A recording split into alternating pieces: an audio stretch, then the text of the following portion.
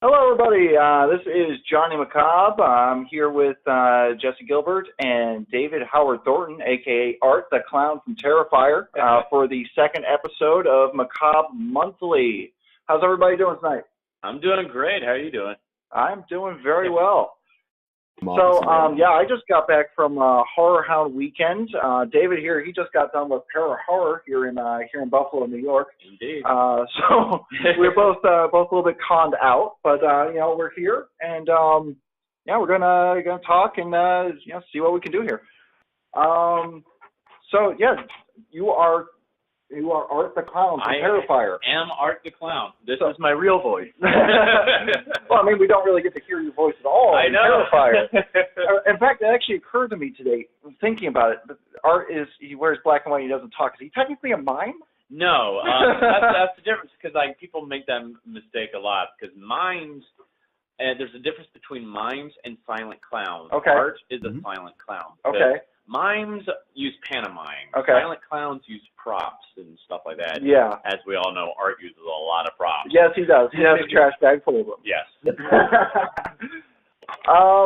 So now it's very, very rare that we see like an independent film blow up to the point that Terrifier did. Did you have, when you took this role as Art the Clown, did you expect any of this? We did not expect the levels of success that we've had. I mean, we thought ourselves, we're like, this is a cool product we're making here. But, that was us. Of course. We hoped it would be success, but we didn't think that it was going to explode the way it has, especially Damien. Damien is always Mr. Pessimist about everything when it comes to that kind of stuff. Like, don't get your hopes up, man. Don't. I was like, we'll see, man. We'll see. But it's definitely beaten my expectations, I would say. Especially since we have still really not gotten a lot of mainstream press coverage from like the bigger, like a few people started picking up on it. Like a Sci-Fi Channel recently wrote an article where they were like one of the top. I think I saw that. Yeah, I think I saw that. Yeah, I saw that article. And that was huge. I was like, holy crap. Okay, finally somebody, yay, Daddy accepts us. So other than that, it's all been through like different horror websites and podcasts and just the fans just getting the words out themselves, and that's what's made it a success of our film. It's mind-blowing. Yeah. Absolutely mind-blowing. And just, I'm sure it didn't hurt at all that, it got picked up by, for distribution by one of the largest, horror news websites out there. Yeah, that's built to impress. They definitely took a risk with us. Yeah. They took a gamble, because it's like, we had a lot of distributors that wanted to pick us up, but they wanted to make massive cuts to the film. Really? Like, especially with the infamous hacksaw. Yeah. So, I was going to guess that would probably be one of them. And Damien was just adamant. He was being very stubborn about it. He's like, absolutely not. It's like, I don't want you to sacrifice the integrity of this film.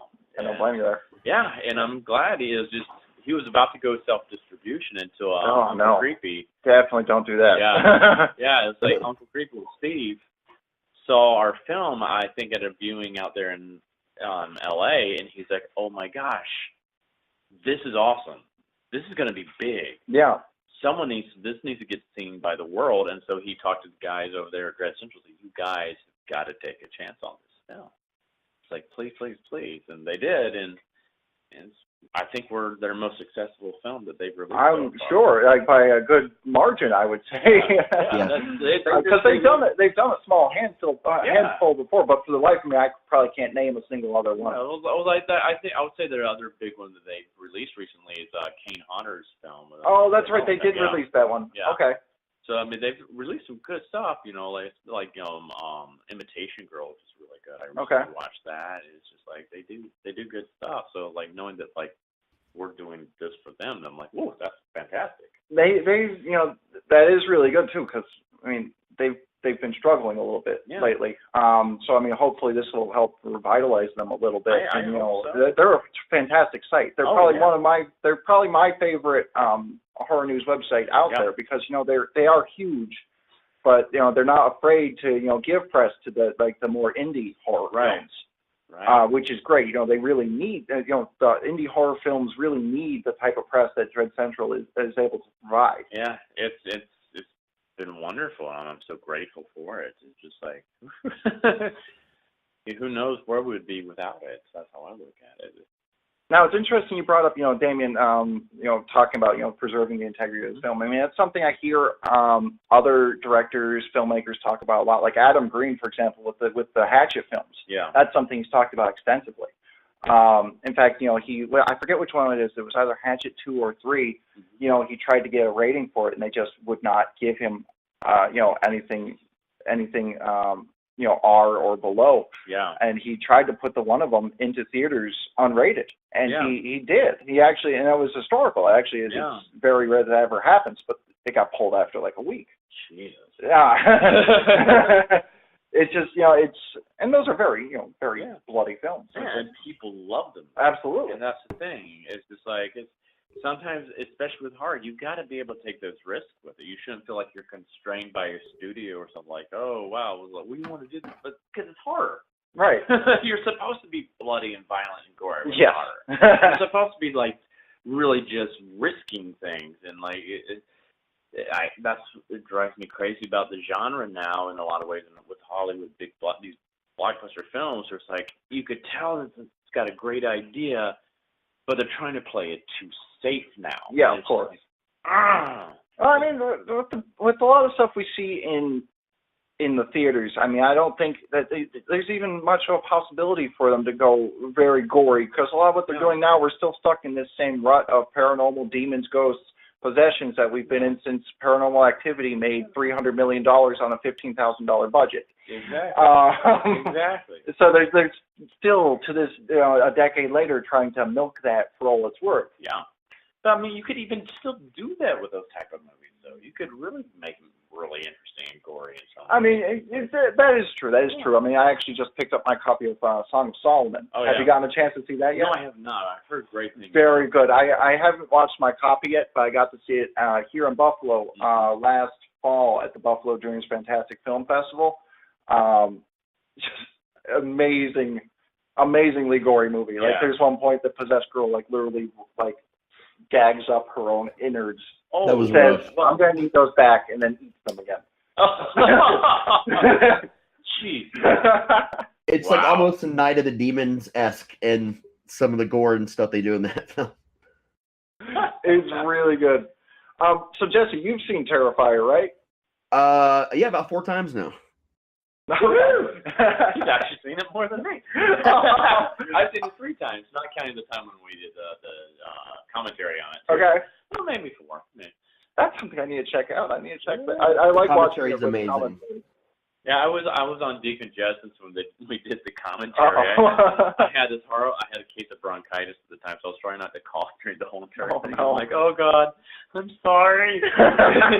don't just start dying in the middle of this. It was like, oh no.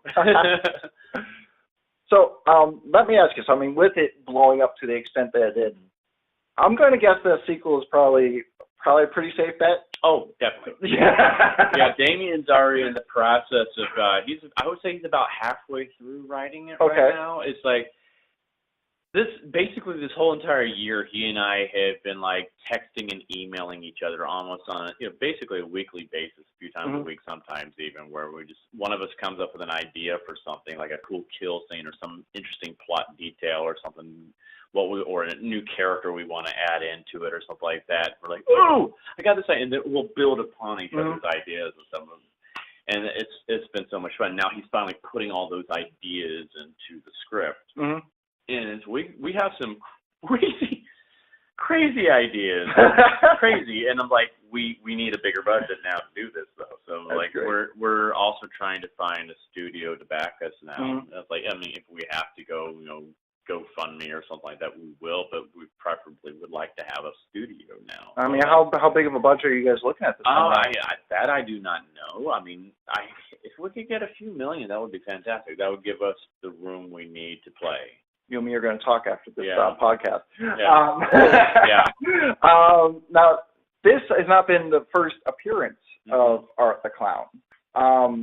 I know that there was first a short film, which you were in, that you were Art in that. Actually, I was not. Oh, you were not? I was not. I only started doing art for Terrifier. Oh, okay. The original art was Mike Gianelli. Okay. Yeah, so he was in All Hallows Eve and Ninth Circle and all Okay. that. So yeah, he's the OG art. Okay. So yeah. What happened this time around? He just didn't want to come back to it this time. I think he had moved on from wanting to do acting and move on to other things in his life, and I think part of it was like he hated dealing with the makeup process. Yeah, I mean, I could definitely tell it's more than just face paint. There's a lot of prosthetic work there. It takes about 4 hours. Oh wow! All that I was one thing I was going to ask you is how long the process takes. Yeah, it's a long process, and like I did it about 20 some odd times. So like because art's in the film so much, and so like there was a lot of days I was filming, and yeah, so he just didn't want to come back to it. So they left the door open for me to come in, and so I mean.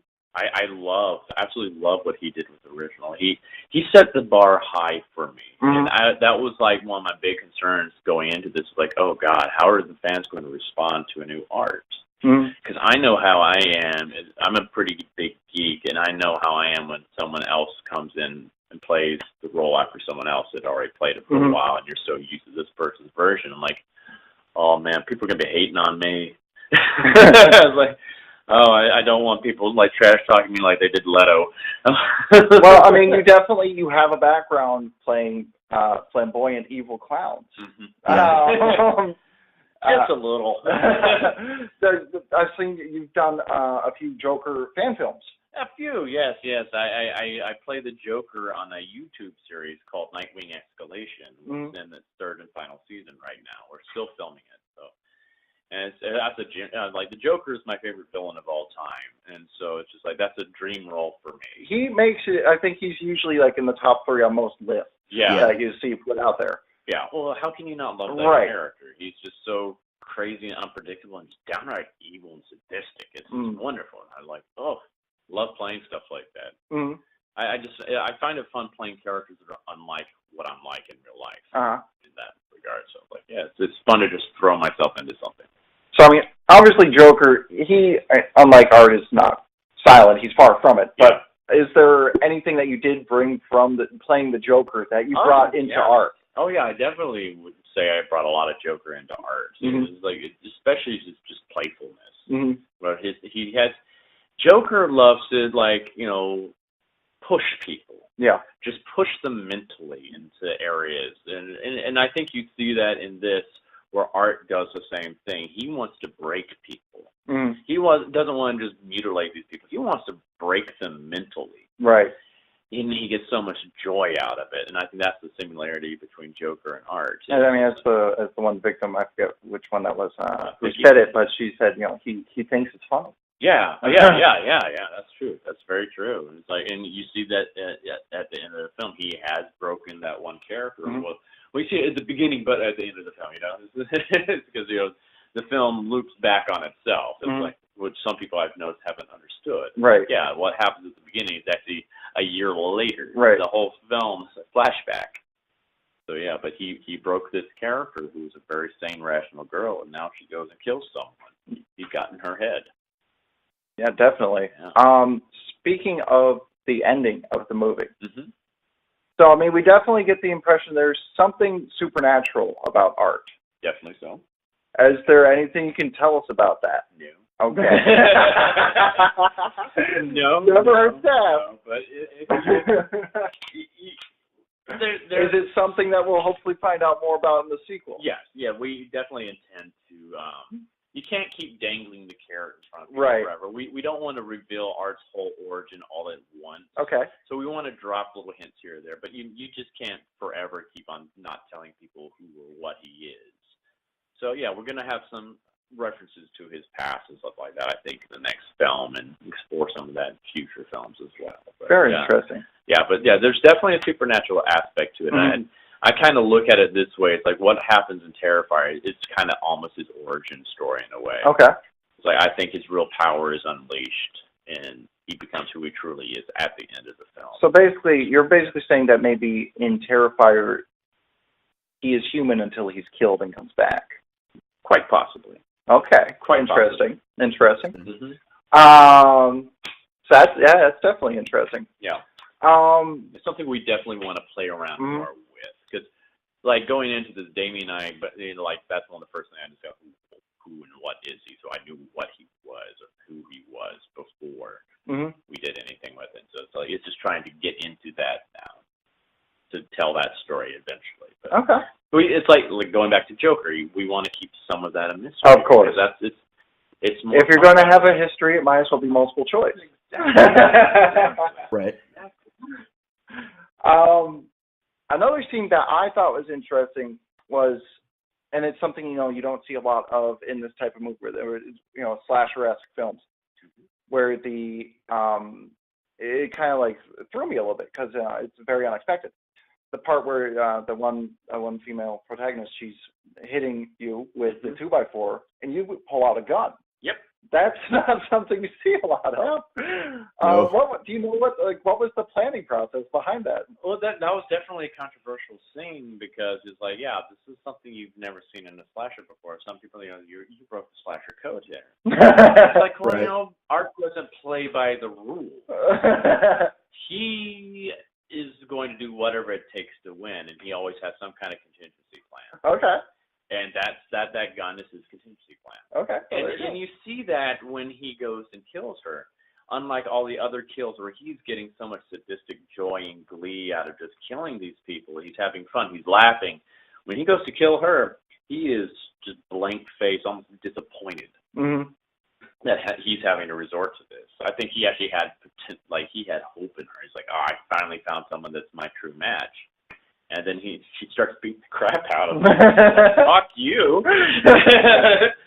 And it's like, yeah, you're going to win now. No, you're not. Boom. And yeah. But it's like, it's not like we just did, he was going around with the gun out. That's his last ditch effort. And that's his, that's how he's going to, when he's back us up against the wall, that's when he's the most dangerous. Yeah, absolutely. Definitely. That's when he's the most unpredictable. Like when we filmed that, we was like, oh, people are going to be mad. They're going to be shocked. They're going to be mad. I love it. I definitely liked it because it was different. Yeah. It's not something that we've seen before, which is great. Different is good. When I read that in the show, I was like, oh shit. And just filming that was so much fun. Yeah. Oh man, I had fun doing that. I have a couple behind the scenes questions for you. Yeah. Sure. All right, so I actually have played a killer clown, a silent killer clown that was a mime.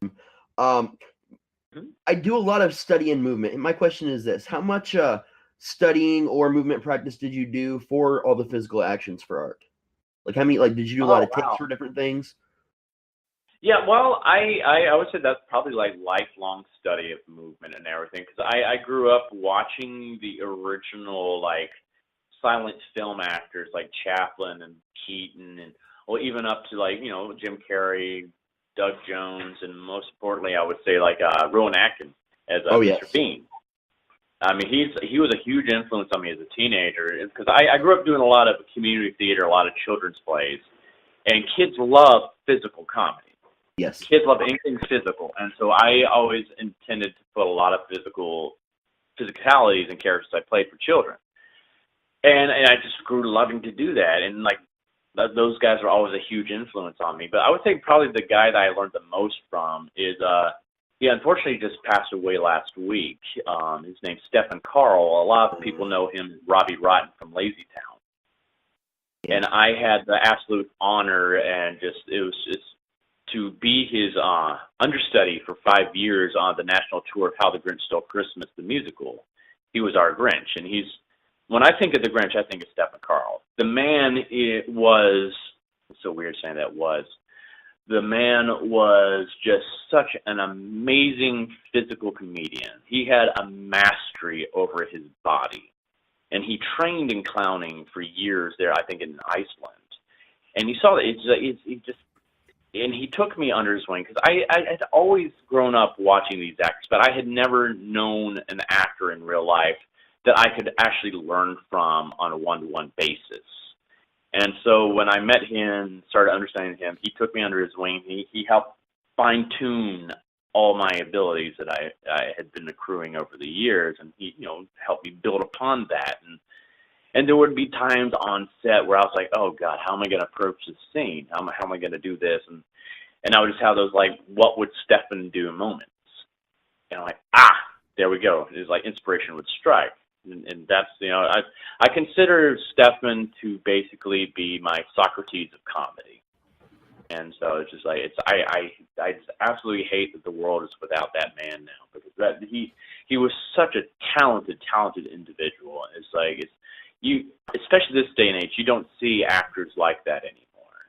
I think it's a physical comedy in that form is such a dying craft. And I guess in some kind of way, I hope I can help bring part of that back. So we'll see. It's just. It's weird that I'm doing that in a horror film.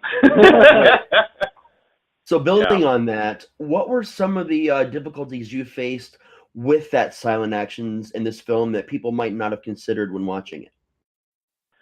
I would say like the greatest difficulty is just conveying like my meaning and intent and my emotions without relying on words, because, you know, especially clowns, I think, you know, of course, like Joker. Joker loves a freaking monologue all the time. He tells you what he's thinking and stuff like that. And it's like art, you know, he has no way to convey that except through his facial expressions and gestures.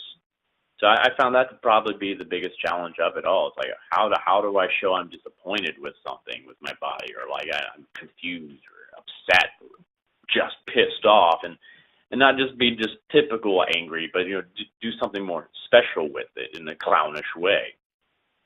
So that was a fun challenge. It was definitely a fun challenge.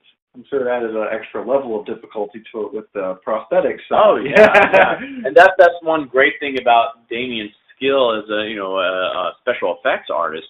He designed this mask that I wore that he molded it to my face, and so it's glued there all over my face, every little bit of it. And so it picks up every small little gesture that I would make. Like when I first got to try on the makeup, I sat in front of the mirror for a good 30 minutes just making faces, just seeing how far I could go with the makeup and how it would look. And that was fun. That was fun. I was like, oh wow, it's like what it's so expressive. That's one thing I was really concerned about. It's like how much movement will I have in this mask? Is it going to constrain me at all? But especially with a character that is a clown, you have to be able to show this range of emotions and expressions. Because I think that's kind of what makes art more interesting than like the other silent killers like Jason and Mike Myers. It's like you can actually, in a way, get a feeling. You see his face, and you can actually relate to him. He has more of a human element in some ways, because you can actually see how he feels about something. I think, you know, I do think that's one of the reasons that Kane Hodder is more popular, is the most popular Jason, is because he did, even though he was wearing a mask, he was more emoting with his body. Like he had like the heavy breathing, you'd see the shoulders move. Yeah. He had a certain way of moving. Exactly. And you could tell exactly what he was, kind of what was going through Jason's head at the time.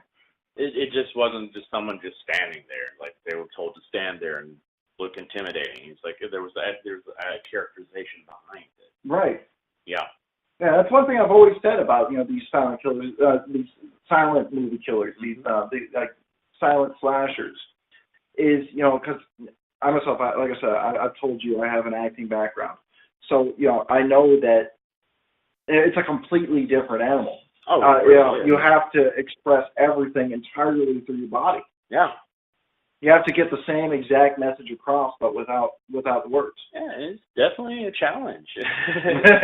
But that's why I'm glad I had all those years of experience watching the legends of the silent film age, and Rowan over there with Mr. Bean. It's like he could do so much without saying so little, and it was just it's fantastic. That's just how Stefan was. He could just simple act, just picking up a candy cane or something like that out of the little Who's hands on stage. It was this whole cartoonish act that he did, sneaking over and pulling it. It's just it's something magical about that. It's like if you make it a little bit more special than just going over and grabbing something, but adding an extra element to it, that's all you need. And very interesting. Yeah. I think people are under the misconception that, like, with a slasher and slasher films, and I've seen this on set for any movies, that, a slasher just shows up and does some things and leave, and there's really no effort to it.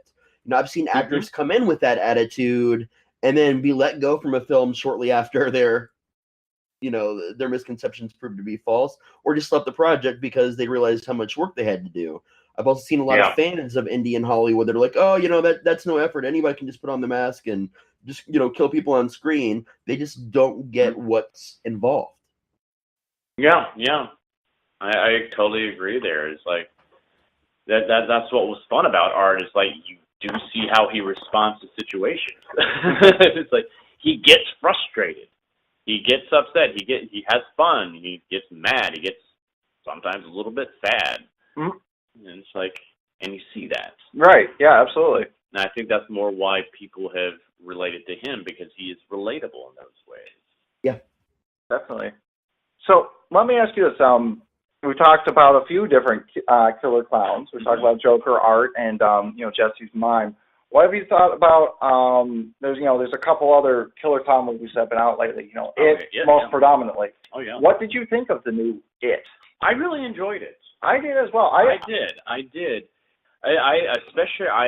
really, because Bill had huge, no pun intended, huge shoes to fill with Tim Curry. It's like, and I'm sure he was just as scared as I was filling in for Mike, his overtaking, probably more so doing what stepping in for Tim Curry. Jeez. No, that's a legendary performance there, and it's like I love that Bill made it his own. Yeah, and that's what is so great about it. I get some flack for this. I actually like Bill's performance better than Tim's. I went back recently and watched the original It, and really, he's not in it that much. No, he's really not in it that much, and it's just like. I think Bill's performance was a little bit scarier. It was, because it just seemed just so slightly off. Like, even when he's, like, appearing to be, like, in human form, there's still just something not human about him. Yeah, and it was really, he was so much fun to watch. I was just, and part of me was going, damn it. But, I was so happy to see that. I'm like, oh, great for him for making this his own. And that made me have it. The one thing I had a problem with the movie was they just relied too much on CG. That was my biggest gripe with the film, because I think there were some areas where they could have really relied on practical effects. Yeah. I think it would have sold the scene even better. It would have made it more scary, freakier, and stuff like that. 'Cause there's something special about practical effects. Oh, yeah, definitely. And I think your brain, even though you know it's a practical effect, like, believes it more because that's actually something physical. You can actually touch whatever this. It might be a fake head, but it's still tangible, right? As opposed to CG. It's like, even when they CG'd his dance scene, I'm like, really? You had to CG that? Like, come on. That got memed so much. Yeah. And I was like, because especially when you're talking about Pennywise Dance Clown, then it's like, oh wow, though he's got to have some crazy dance number he does. I'm like, that's it. Yeah. And he CG'd it. Come on. Come on. I almost kind of want to put my own dance number as art into one of the films. Oh, please do. Please do. Please make Art dance. And I won't CG it.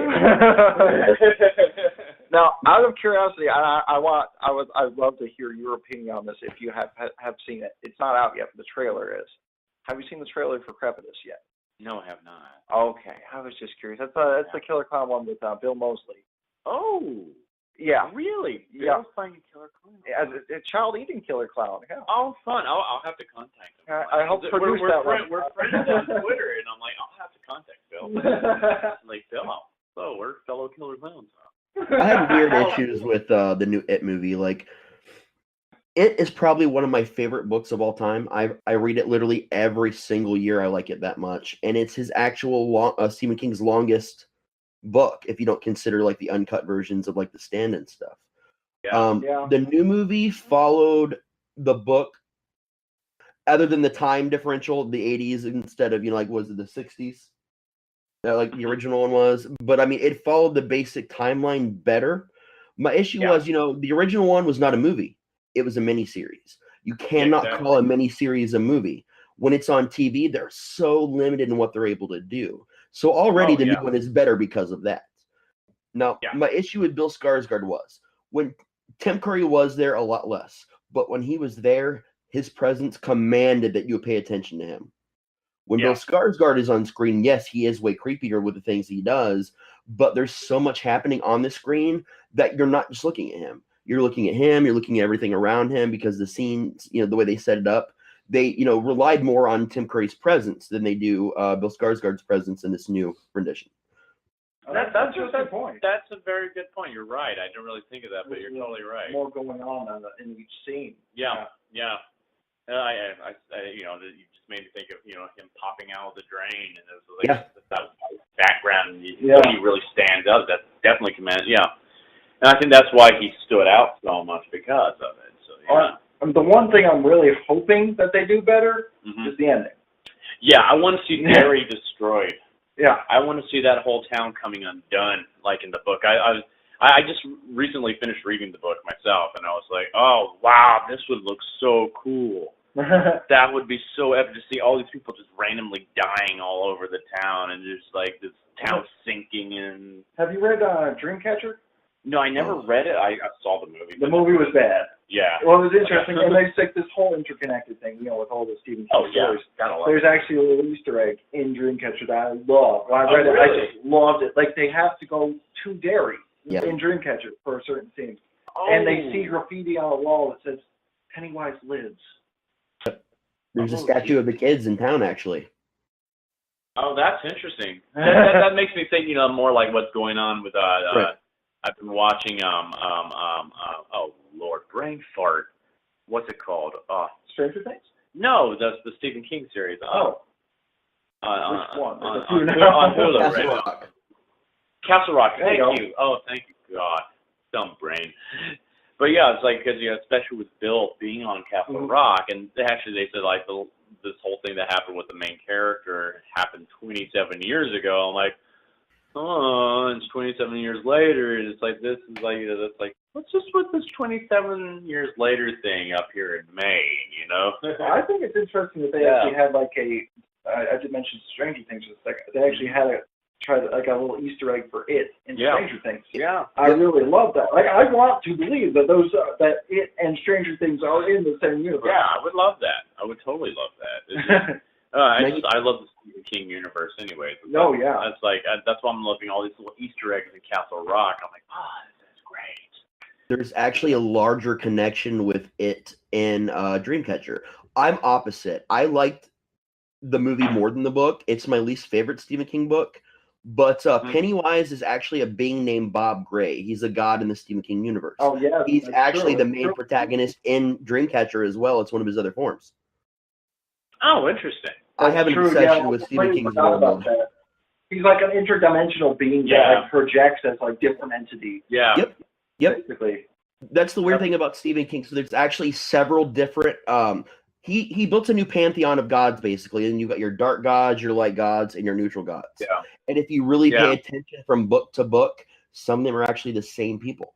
Like Needful Things, for example, is actually Walking Man, Randall Flagg, the guy from Needful Things is another projection of him. There's a lot of stuff like that you have to look really deep for. Even in his more kids fantasy book, Eye of the Dragon, that was supposed to be the original beginning, sort of weird kid version of the prequel to the Dark Tower series, because it's got King Roland, and it's got the Randall Flagg, the court magician. He wrote it for his kids because his kids thought at the time that his books were too scary. So he wanted to write something for them while still being in his universe. Yeah. I'll be doggone. He amazes me anyway. How he can just crank these things out. And they're not short works at all. It's just like, he just boom, boom, boom. And how they're all interconnected. Just like, I have all the respect in the world for him. I was just like, what a mind. I used to live in Maine. I've only been out here in Buffalo for like 4 years, and he used to come to like one of the local fairs like every year. We just see him walking around. Oh, that's so cool. I love him. I would just oh God, King. One of the things I love most about him is he has said many times in interviews that his largest influences were Poe and Lovecraft, and as a writer, they were probably some of my largest ones as well. Sure. Oh, definitely. Especially Lovecraft. Yeah, yep. Especially like The Mist. Yeah, I mean, that's Lovecraft as hell. And it's the same with Clive Barker as well. Oh yeah. Well, just the ending to the Mist, the movie, when I saw that, so that was such a gut-punch ending. I was like, oh my god, that was a good movie ending. Cool. That was such a great. That was a good Stephen King movie. Yeah. You know, the only one he's directed was Maximum Overdrive. Mm-hmm. And you know why he? It's funny because people ask him, why haven't you directed any more movies since Maximum Overdrive? And he tells them, watch Maximum Overdrive. Yeah. Well, it's like I loved it just for the soundtrack. Easy all the way. Oh yeah. But even his non-horror works are fantastic. Like the one about the Kennedy assassination. I love that. And the miniseries that they had of that was really good. It was really good. I was really happy. And the stuff his son is doing now is phenomenal. Joe Hill. Oh really? Oh yeah. Like that movie Horns. Have you seen Horns with Daniel Radcliffe? That was adapted from a Joe Hill book. Really? Yeah, that book is amazing. I have no idea. I feel stupid. I love the stuff his son is doing. Oh, that's fantastic. He put out another book called Nosferatu, which is it's spelled out like a license plate, NOS number 4. It's it's really cool. It's he's got all this stuff, and I love the fact that he's not just trying to ride his father's coattails. He's going out and just creating his own fan base. Bless him, man. That's great. That's great. Absolutely. Great. Man, I'm always astounded by writers, anyways, how they can just come up with all that. It's like people have always like, oh, you should write something. I cannot write things. I can come up with things on the spot, or I'll think of funny situations, but I can't just create characters in a whole universe. And I'm like people like George R.R. Martin or Tolkien, where they just, especially Tolkien. My God, that world building, yeah, he literally created his own. It's like he has a whole Bible, the whole history. I was like, this is amazing. It's like all that in one person's mind. Right. Boom. It's like that just blows my mind. I'm like, but if you think about it, you're doing that already. No, I'm serious. If you translate it from a writing to an acting perspective, art was already created, but look at the life and the creation that you brought to him. That was a version of inner world building for him. Mm-hmm. So you do have those skills. Yeah, but no, I see what you're talking about, though. Yeah, it's got to start somewhere, man. Yeah, it does. Not selling yourself short, David. Exactly, man. Give yourself more credit. You deserve it. So, let me ask you this: are there any other recent horror movies that you've seen that really stood out to you? Ah, boy, like in good ways or bad ways? That was good ways. Good ways. So I really enjoyed Tragedy Girls recently. Oh, that was fun. Yes, my wife here. She wants the mask. Yeah, that was a fun one. That was just it was a nice, it's like a new version of Heathers in some ways. That was enjoyable. I really enjoyed The Babysitter. Yeah. That was good. That one, it was like a crazy version of Home Alone, but a lot more violent. I'm like, this is great. And I really enjoyed Final Girls. Oh yes. Yeah. That was a nice twist on the slasher genre. I was like, that's fun. That's a fun. Dang it! I wish I had thought of that. That was a fun idea. And I really enjoyed those. And I still there's some I haven't seen yet, like Happy Death Day, and I've been hearing that was really good. Actually, I want to see that. Good. And I guess they're already slating a sequel to it. Yeah, that's what I'm hearing. Blumhouse, they're the number one big studio for horror. Yeah, I wish they would pick us up. Looking for a franchise. Speaking of bad ones. Yeah. Have you seen Slender Man? I have not. I'm dying to, but for weird reasons. So, see, I kind of feel satisfied with that because, like a year or so ago, when they put up the casting notice for it, I was like, oh, I'm perfect physique for the character, and so I got my reps. I'm like, hey guys, submit me. Well, they just use CGI. They don't use an actor. Yeah, I never heard anything. Yeah. So cool. It was so bad. They did you a favor. Yeah. Like literally, like the writing, the interaction between the characters. Yeah. It's like it was written by someone who had heard stories of human interaction, but it's never actually witnessed it before. That makes me sad to hear. I love Slender Man. I mean, I'm working on a Slender Man YouTube series, so like anything Slender Man, I'm automatically obsessed with. But I've intentionally not watched this yet because I'm afraid it's going to hurt me. Yeah. I've been a fan of Slender Man since the original Marvel Hornets. Oh, I've got Marvel Hornets on DVD. Yeah. I actually bought the first and second season. Yeah. I love that show. Have you seen Everyman Hybrid? It's a great concept for a character. And I was like, well, how's this going to be received? And I saw the preview. It's like, jeez. Jeez. Now, the one that I saw recently, and I sometimes get a lot of hate for not liking it because people are so torn about this one. Hereditary. I have not actually seen it yet. No, Me either. I hate saying it. I mean, I had nothing to do, absolutely nothing to do with the acting in it. All the actors were fantastic in it. I was just bored. I thought it like there's the one scene that happens with the I'll just say the car scene for those that are listening that have seen it. It's like when that scene happened, I was like, oh wow, I can see why everybody loves this movie. That was such a well done scene. I was like, this is a great. Oh, it was so unnerving. I was disturbed by that scene. It was like, oh my god. And it happened early on in the film, and I was expecting the film to keep going that route with it.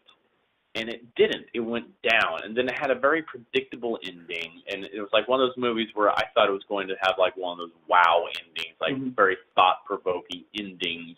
Like, okay, it's just, something about the human condition, blah, blah, blah. That's what I was expecting. It's like, oh, no, it's very literal.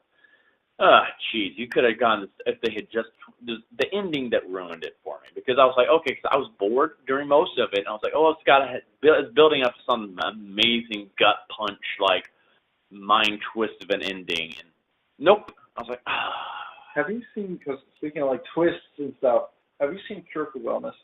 Oh, Cure for Wellness. No, I haven't. That's not this year. I think it was from last year. Yeah, no, I haven't. Yeah. That movie is amazing, and like I sat down, I didn't like look up anything while I watched it. Yeah.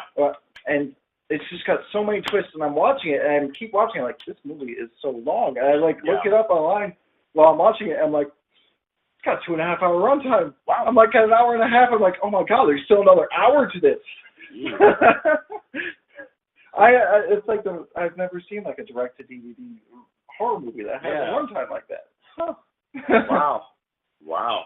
Yeah, maybe we can make Terrifier 2 longer. Really, really good. You should definitely check it out. Yeah. I'll say I love twists and stuff. Oh yeah, very. I love someone to keep me on my toes. Mm-hmm. That's like the original Shyamalan movies. I love those because they kept me on my toes. One movie I liked I think it was from last year, either last year or the year before. It didn't get a lot of press because it was a foreign film. I think it was from Austria. Good Night, Mommy. That was good.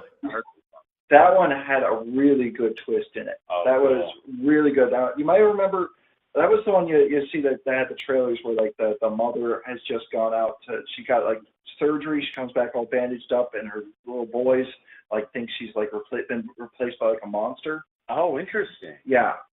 Oh, cool. And just kind of goes off from there. There are some great foreign films. Oh, I love foreign movies. Oh, that's why I love Netflix, is because it helped introduce me to so many other ones. Have you seen Be My Cat, a Film for Anne?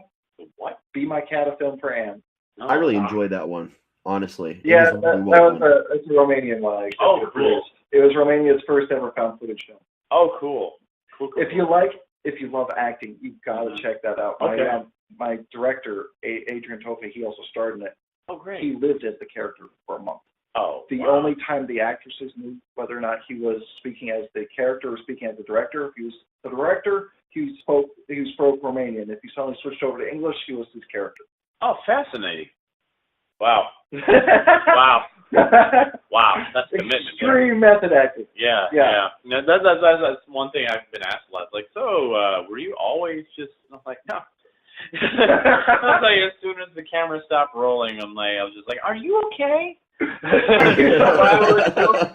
full makeup. I had to imagine how that had to look, especially from Jenna's perspective. and I'm like over strangling her and gouging out her eyes. All of a sudden, I'm like covered in blood. Are you okay? You're not hurt? Are you fine? Okay. I don't want to hurt you. That's fantastic. Yeah, it's like, and that's how, especially going into this, at first, like, the beginning of filming is because this is my first time doing horror. Mm-hmm. So that's how it was, because, oh my God, I don't want to hurt you. I don't want to hurt you. It's okay, because Jenna has done tons of stunt work and stuff like that, so she's used to this. Uh-huh. And she's like, dude, don't worry about it. Even if it does hurt some, it's helping me with the character. I'm like, okay, I don't want to hurt you. I don't want to hurt you, you know. By the end of it, like when I'm filming with Samantha, where it's like the scene where she's going to the doors and I grab her hair and stuff like that, I'm pulling her back, and I'm like, you okay with this? And she's like, yeah, okay. Just let me know if I'm hurting you. And she's like, it's okay. I'm like, all right. So I'm like, okay. Grab, yank, yank, yank, yank, yank, yank, yank. And she's screaming, and it's like, yeah. I'm like, I was like, I'm used to this now. All right. And it's like, wow. So let me ask you this: aside from an eventual Terrifier 2, what else you got going on? Right now, not much. Got a few irons in the fire, so I am waiting to hear about a few projects that some people have been sending me some scripts and ideas and stuff like that. So I'm hoping something like that. No kidding. But his cat's over here with me. I have a animated series that's debuting on Hulu, I think, next month. And what's that called? I don't know if I can say yet. Oh, okay. Yeah, because it's got a lot of bigger names. What genre? It's a children's show. Children? Okay. Yeah, which is so funny since I do horror now. But I do a lot of voiceover work for, like, children's shows. Okay, so, like, I'll play at both ends of the spectrum. But it's got. I was only maybe in 2 episodes so far of this. Because I do a lot of creature sounds and stuff like that. So they had me come in and do a few creatures for this thing. And it's like, okay, cool. But they got a lot of big names attached to it. So I'm like, cool. I hope they have me on there more. And we'll see where this goes from here. Is it like a new show, or is it like the next season of a? It's a new show. Okay. It's a new show. Yeah. Great. Well, okay. Let's keep our eyes out for that. Yeah, and who knows what else? It's like I'm hoping. I would absolutely love to, like, because I hear they're bringing Batwoman into the CW universe. Finally getting some of the Bat family in. Yeah, man, I would love CW people, if you're out there listening. If you ever need a Joker or a Riddler or Scarecrow, call me. I would love to be involved. Can we get interesting cast choice for Batgirl? You're a little Joker, do you? Oh, my dear delusional Dark Knight. Very awesome. Yeah, my favorite character ever. So, like, you need a new Joker, call me. Or maybe they can bring back the idea if they had of bringing in Harley Quinn. You heard about that, right? Yeah. They shot it down because they introduced her in a cameo. They were going to make her a full-blown character. Yeah. Then they mixed the entire. They even had Tara Strong doing her voice for it too, and I was like, Then they nixed the entire CW Suicide Squad because of the movie. And that was a crap fest. DC movies really disappoint me, like almost always. Yeah. They just can't. They make great shows, but they can't make a movie to save their lives for the most part. I will say I've been a huge critic of the casting choices. But one bit of casting I thought was interesting. They're talking about casting Brendan Fraser as Robot Man from Doom Patrol. I am interested in that because that's a big comeback to acting for him. I'd have to see Brendan Fraser again. You know where he's been all this time? Where? He's been doing Bollywood movies. What? Yes, he's been doing Bollywood movies. Has he been dancing? I want to see Brendan Fraser doing all the dancing. I saw, I can't remember the name of it. It was a Bollywood horror movie a year or so ago, and in the middle they had a dance break, and I was dying. I was dying. All of them. I have singing and dancing. I was like, this is wonderful. This makes me so happy. I mean, you've seen, like, you have to have seen the video clip of Spider-Woman and Superman dancing. Oh, God, yeah. Oh, yeah. It's so, I love that they do that. And it's just so funny. It's like a DreamWorks movie. It's like, let's have a dance break at the very end. You know, it's like, oh yeah, it's great. Absolutely great. It's just like with Brendan Fraser though, it's a really sad story because he just did this like part interview just this past year, earlier this year, about what he had been and why he stepped away from acting. Because even when he does the Bollywood stuff, he gets basically flown into set. He doesn't really have any contact with anyone except for the director and whoever he's working with, and then he leaves. It was this big scandal where people were talking out about the Me Too thing, about being, I guess, propositioned on sets and touched inappropriately by directors and things like that. Yeah. Where a really bad situation happened with that, which actually led to his complete nervous breakdown, which led to the premature end to his career and break for a while. Ah, geez. I heard before even that he got injured. Yes. I heard that he had been injured. There was a bad storm at one of his properties, and he actually severely injured his back trying to clear out a fallen tree. Oh wow! Yep. And he lost his wife. Yeah, he's not had a good time. Ah, yeah, and he mostly lives on a ranch with his kids, and they ride horses every day. Like the interviewer, but he invited them to come and stay with him. He took them out on the horses, like all that. It was a really interesting article that, if you're a fan of Brendan Fraser, I highly recommend. It's easy to find. You can literally just type in his name and find it. Oh man, I would love to see him back in films again. Just maybe we'll get to see him in Doom Patrol. Oh, that would be great. That'd be good. Inkheart was supposed to be his big comeback originally, but the series bombed, so they didn't make the other ones. That's a shame. That's a shame. Oh, poor guy. Well, we are running low on time here, so before we let you go, is there anything else that you want to tell the audience? I would just say, I just want to give you guys all a big thank you. It's just it's the fans. You guys have all been the ones that have made this film a success. I have so much appreciation for you guys. I'm trying to go to as many conventions now as I can just so I can meet you all. So it's because I'm just so appreciative. Because like I said earlier, we haven't had a lot of mainstream press coverage for the film. It has been you, the fans, that have made this movie a success. You have been the ones getting the word out about the film and telling your friends and family members to go see this.